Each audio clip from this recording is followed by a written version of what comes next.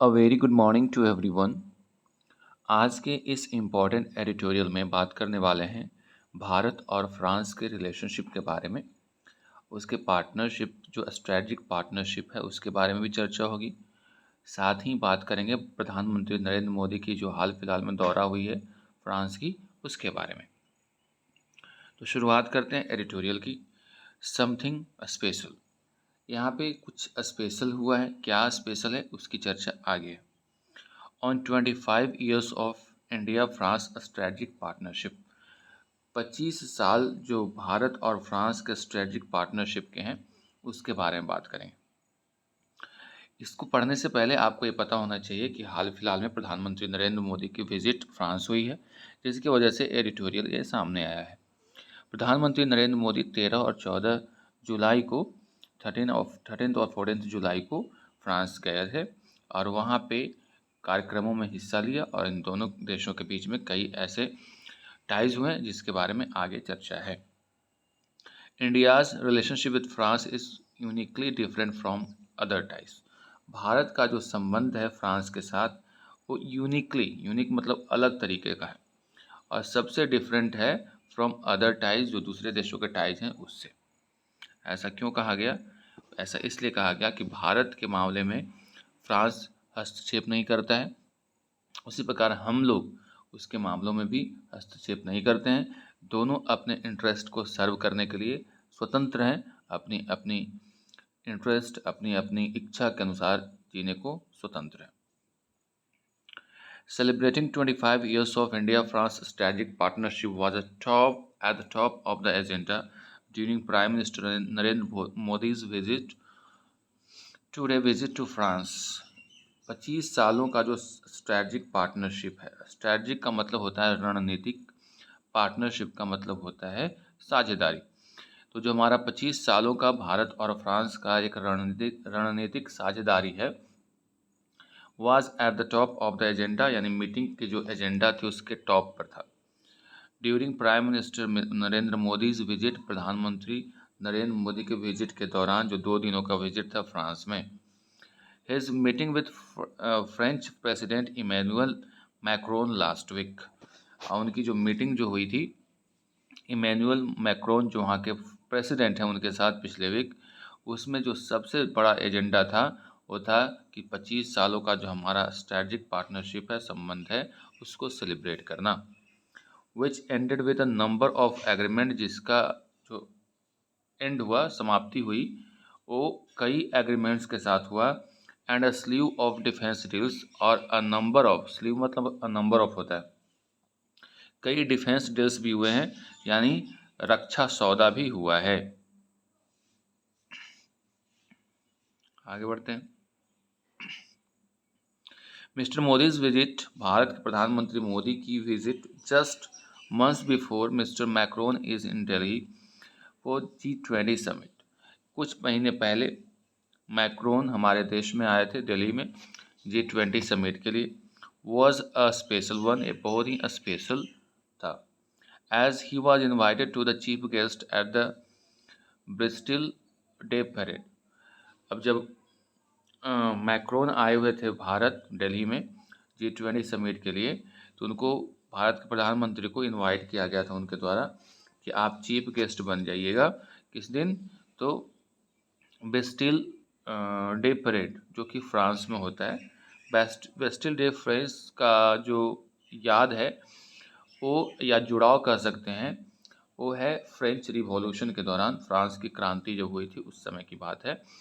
वहाँ पे एक ब्रिस्टल किला हुआ करता था, फोर्ट्रेस हुआ करता था, जिसको प्रिजन में तब्दील कर दिया गया था, यानी कारागार में तब्दील किया गया था। और इस ब्रिस्टल को डिस्ट्रॉय कर दिया गया था और उसी के याद में, और लोगों को मुक्त कराया गया था, उसी की याद में ब्रिस्टल डे परेड मनाया जाता है वहाँ। और इसमें चीफ गेस्ट के तौर पे नरेंद्र मोदी को बुलाया गया था या इनवाइट किया गया था। It Shaw Indian tri service participation, इसमें भारत के जो ट्राई सर्विस पार्टिसिपेशन देखने को मिला, जो तीनों जो हमारे सेनाएं हैं, तीनों सर्विस है, उसका पार्टिसिपेशन था। And was second time that an Indian Prime Minister has been extended the invitation। ये दूसरी बार है जब किसी भारत के प्रधानमंत्री को इस तरह के इनविटेशन दिए गए हैं। पहले मनमोहन सिंह को 2009 में दिया गया था। Chief among the agreement was the strategic roadmap for next 25 years, Horizon 2047।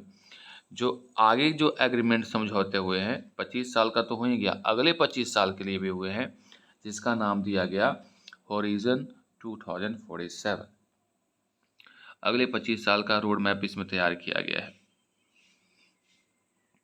Which includes cooperation in defence. ये जो होरिजन 2047 25 साल के जो स्ट्रेटजिक पार्टनरशिप हुआ है उसमें से शामिल है डिफेंस के क्षेत्र में कॉपरेशन, स्पेस के क्षेत्र में कॉपरेशन, न्यूक्लियर एनर्जी के मामले में, climate change and green transitions के क्षेत्र में, एज वेल एज एजुकेशन और पीपल टू पीपल टाइज, लोग टू लोग टाइज।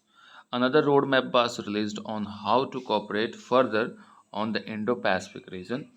इंडो पैसिफिक जो रीजन है, जो क्षेत्र है, जिसमें भारत भी है, फ्रांस भी है, बहुत सारे देश हैं, करीब 40 देश हैं इसमें।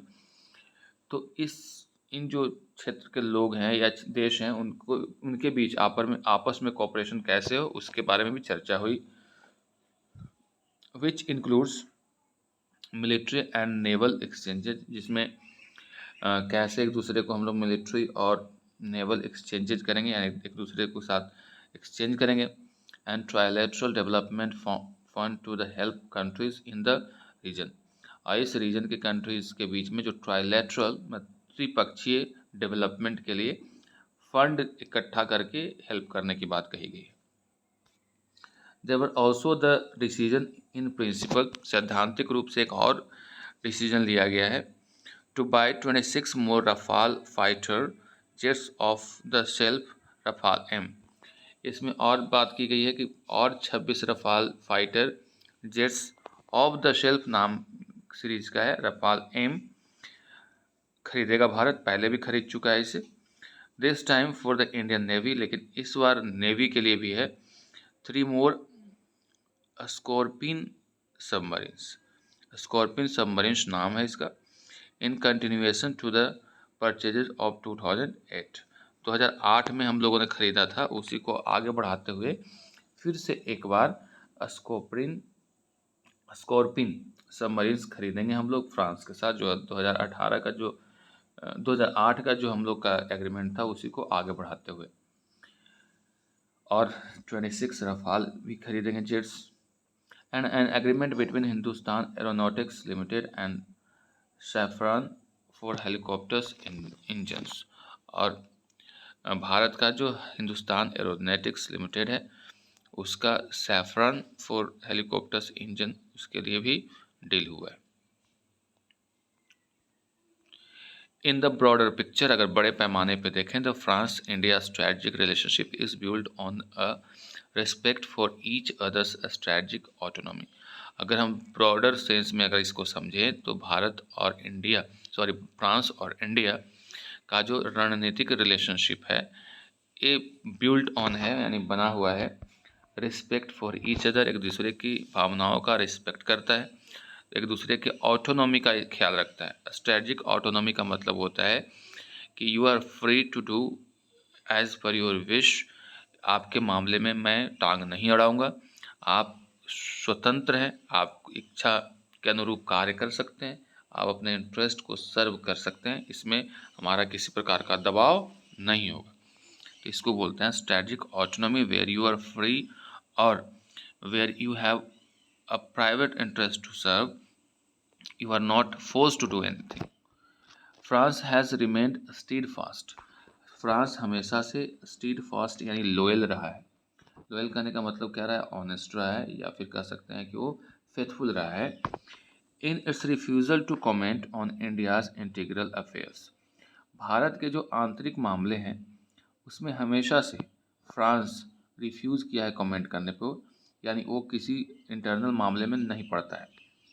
और इट्स फॉरेन पॉलिसी चॉइसेस, और भारत की जो भी फॉरेन पॉलिसी है, विदेश नीति है, उसके चॉइसेस के बीच में फ्रांस नहीं आता है।